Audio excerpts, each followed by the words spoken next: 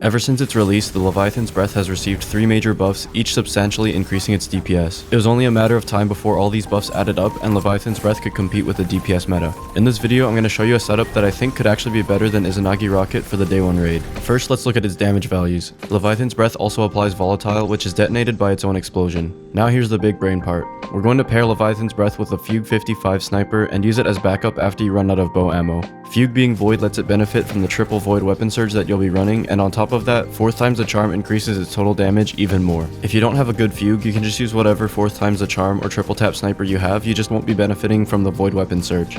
We're going to compare this setup to Izanagi Rocket with Wolfpack rounds applied. Here are the first 30 seconds of the damage sequences side by side. Leviathan's Breath's perfect draw window is around 3 to 4 seconds, so it's very easy to get around the lengthy draw time by pre-drawing the bow before DPS starts.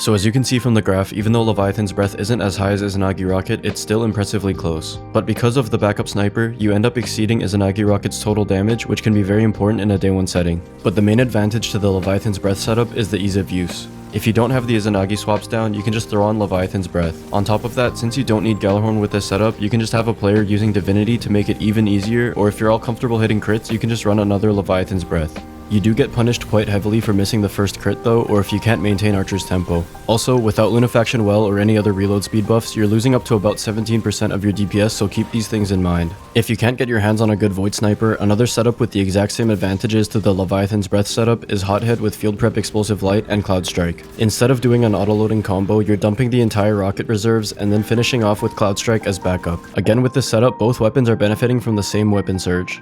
So whether or not you want to use these setups over Izanagi Rocket will ultimately depend on your own preferences, your fire team's preferences, and the encounter design.